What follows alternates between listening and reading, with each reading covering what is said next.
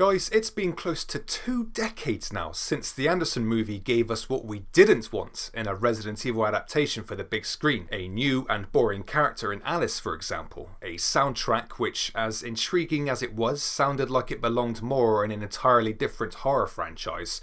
And a general feeling of alienation from smug, clueless and next to talentless British movie director Paul W.S. Anderson. But after 19 long years of shitty live-action Resident Evil movies that were about as Resident Evil as I am a dead cert for Brad Pitt, here comes Welcome to Raccoon City, a movie that promises the diehards more relevance to the source material, as well as welcoming a new set of potential fans to the series. After having watched the movie twice now, I can honestly tell you that I actually didn't hate this film as much as I thought I would. And I think the reason for that isn't necessarily because of the film's merits, but rather a jaded sense of Stockholm Syndrome or something, where after so many duds of failed game movie attempts over my 35 plus years of existence on this planet, I naturally expect the worst from these adaptations now, and have come to accept that corporate greed and lack of creative integrity are just what the majority of movies are all about these days. Written and directed by a man whose past projects include movies nobody ever really watched,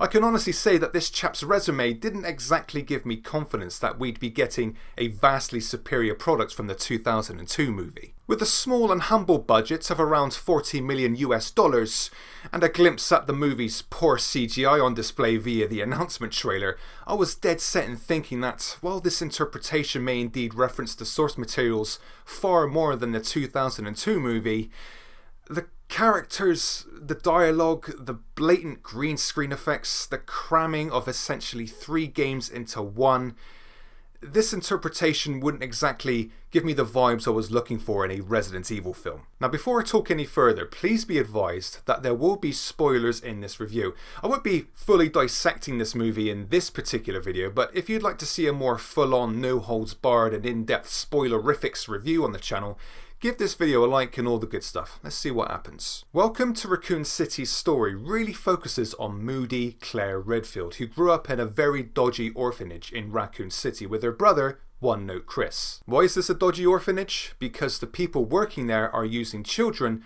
for their secret experiments, which, unbeknownst to Moody Claire at the time, include biological studies of viruses that, once perfected, can create the ultimate bioweapon. Moody Claire is convinced that something far bigger and much more sinister is happening to the small town of Raccoon City, and so, years later, after having abandoned the city and her brother for reasons, comes back to convince her brother of her conspiracy theories with a video from human Bugs Bunny on drugs, Ben, who tells Moody Claire Redfield that Umbrella Corporation are indeed conducting experiments that will eventually lead to the destruction of the city. One Note Chris doesn't believe any of this, of course, because it's useful to the plot, so he tells Moody Claire Redfield to forget about it and leave. The family dynamic here is amazing, isn't it? Meanwhile, the Dickhead Stars members, who are supposed to be the city's best line of investigative tactics and defense, by the way, play a game of shoot the bottle from the sleepy random cop's head at the diner, who happens to be Carlos S. Kennedy, by the way. Now, it's also established that not Jill Valentine is in a relationship with supposed Albert Wesker, and that's because the movie needs some form of connection before supposed Wesker betrays his team later on in the movie. Now, it's not long before shit hits the fan here. Crows are plunging to the ground, alarms are sounding off all across the city, CGI tankers are crashing on the roads, and Umbrella's National Guard are making absolutely sure no one leaves this city alive. The STARS Alpha team are then instructed by fake Chief Irons to investigate Bravo team's whereabouts, which leads them to the Spencer Mansion, the foundation of this nasty viral outbreak. It's here that the team split up to cover more ground and eventually come face to face with the evil residents, which are now a victim of their own experiments. Meanwhile, Carlos S. Kennedy is tasked with holding down the Raccoon Police Department by fake Chief Irons, and it's not too long before Carlos and Moody Claire join forces and try to figure out a way out of the now infected city. Back at the mansion, it's revealed to not Jill Valentine that supposed Wesker has been following a tip from a mysterious source in a bid to gain a lot of cash at the expense of his own teammates. Supposed Wesker ditches not Jill Valentine, who later finds One Note Chris. When the last we saw him, He was fending off a few zombies unarmed with no backup whatsoever, but here he is about 20 minutes later, unscathed and acting like nothing's happened. The two decide that their only option is to follow supposed Wesker in a bid to escape the nightmare. It's not like they could have jumped out the windows or traversed the debris from the recently crashed STARS helicopter. I mean, wow, when we said we wanted a faithful adaptation of the games, we didn't mean to these lengths, guys. Back at the RPD, Carlos, Moody Claire and Fake Irons find a way out of the station and later conveniently find themselves back at the dodgy orphanage, making Moody Claire's backstory come full circle. Fake Irons dies by the only licker in the film, who lasts about 30 seconds because it's taken out by Lisa Trevor, a mutated inhabitant of the orphanage who remembers Moody Claire back when she was a child and decides to help her and Carlos make their way out of the building. Isn't she nice? Meanwhile, supposed Wesker bumps into the movie's main antagonist, Poor Man's William Birkin. Supposed Wesker wants Poor Man's Birkin's research, but Poor Man's Birkin won't give it up. It's here that the movie takes one of my favourite scenes in Resident Evil history and combines it with supposed Wesker's betrayal, another rushed casualty, by the way, of combining 3 games into one movie. Poor Man's Birkin and his wife are shot by supposed Wesker, and supposed Wesker is shot by Poor Man's Birkin's daughter, Brunette Sherry. The remaining cast members take a hidden route which leads them to a train that can take them to freedom, but before they do,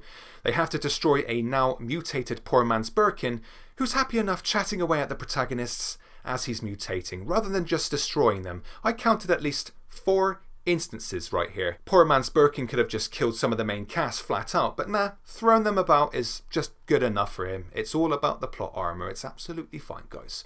Anyway, Carlos gets a rocket launcher as another nod to the game and lands the final blow to Poor Man's Birkin with no reaction whatsoever from his daughter Brunette Sherry. And then there's an explosion and the movie ends. Honestly, I don't even know where to begin with this one. I guess I'll start by talking about what I enjoyed initially. For a start, I appreciated the fact that the Umbrella Corporation was ever present throughout the movie, through posters and billboards with Umbrella's logo and marketing techniques throughout the city, as well as their name being brought up from time to time by the cast. It made it easier to understand just how much influence this evil corporation has over Raccoon City. I enjoyed revisiting some of the game's iconic locations like the Spencer Mansion and the RPD, the latter of which looks quite spot on in places, I'll be honest. Something that wasn't really done nearly as well as the first set of Anderson movies. The movie also does a great job with referencing the games like Jill's sandwich line or the trucker who gets fucked up and crashes his tanker by the police station, even if it wasn't exactly the same as the RE2 game. I also think the Ashford Twins video that features near the latter of the film was pretty spot on to its Code Veronica source material, down to the unsettling and potential incestuous stare at the end. There's no doubt in my mind, guys, that this is a much more faithful adaptation than all of the Anderson movies combined. It's just as it is, you know.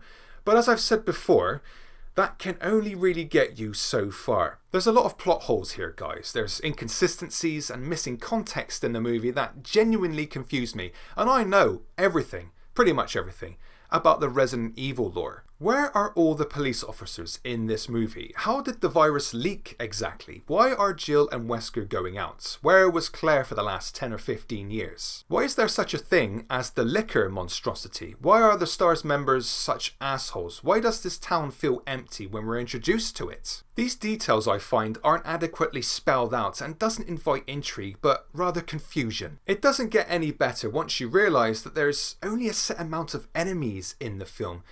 There's zombies, there's a handful of those, there's a dog or two, and there's one whole licker which gets killed off quicker than your average Star Trek red shirt. And the one kill this licker makes happens off screen as well. It's times like this where I feel the movie would have benefited more being rated for mature audiences rather than PG-13 or a 15 here in the United Kingdoms, you know. We all know pretty much everyone's gonna see it anyway, regardless of age. There's references to Yawn the Snake and Neptune the Great White Shark by Jill at the diner, but quite frankly, that just doesn't cut it, you know. There's not even any Mr. X or Nemesis in the movie, 2 characters iconic to Resident Evils 2 and 3. The added threat of at least one of these guys would have bumped up the enjoyment factor somewhat significantly. There's no giant spiders, there's no Plant 42s, or even shitty giant moths for that fact. I mean, how awesome would it have been to see any of these monsters on the big screen? Nah, we've only got a 40 million budget, fuck it. The scares, or lack thereof in the movie, are all cheap and predictable. There's one scene which really made me angry actually. Chris is fending off this zombie while trying to hold some lights in the darkness. Now the zombie comes right up to him, but for the sake of suspense and disregarding common zombie lore, the zombie decides to just flank Chris in the dark instead of doing what zombies usually do and brainlessly targeting their prey head on. What wank was that, man? Come on. As far as the characters go, they are all pretty trash, pretty much. I mean, especially when you compare them to their game counterparts. Jill not only doesn't look like Jill, she doesn't even act like her. Granted, the Jill from the games has a limited personality. And I can say that, guys, as a long-term Resident Evil fan. It's just what it is. But there's no way a fucking professional STARS member would even consider firing a real weapon in a diner at a random cop who's taking a nap. It's a cheap writing tactic, guys, that doesn't do anyone any favours here. Claire has about 2 faces in the entire movie with about as much range as Hugh Grant. Chris and Leon were about the best of the bunch I found, but that's really not saying much. I found myself leaning towards Leon more, to be honest. I'm well aware this isn't the Leon from the games, but I appreciated the fact that he somewhat resembled Leon in the games with his rookie-like behaviour. He even gave me the odd chuckle with some of his dialogue here and there. I just believed him more than any of the other characters in the movie, and that's probably because he reacts to what's going on around him more realistically and in a more relatable manner. As a fan of the series since the very first game's release back in 1996, all I've wanted was a Resident Evil film that portrays its characters and story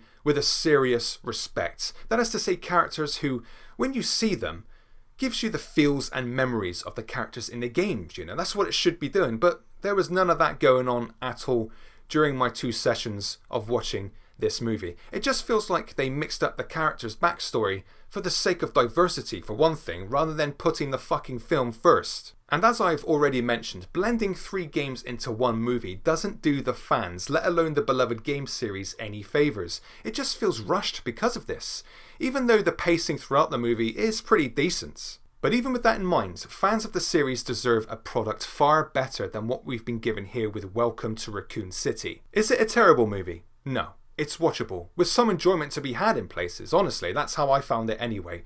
Is it better than the 2002 movie? In my opinion, it is. Why? Because it feels more Resident Evil than that pile of wank everywhere. And that's what I'm looking for in my Resident Evil movie. With respect to Raccoon City, it's a decent attempt for the creator's vision, everything that he's trying to do here. But at the end of the day, as I've said before, we Resident Evil fans deserve something far more better, something far more serious, with more impact, more monsters and enemies from the games. And I think a more serious tone would do wonders for this kind of story, this narrative, but maybe we'll have to wait another 20 years until we get something like that in the future, eh? We'll see what happens. Let me know in the comments what you thought about Welcome to Raccoon City, and please remember to like this video, it really helps the channel out, guys. Thank you all for watching, and I'll see you all in the next video.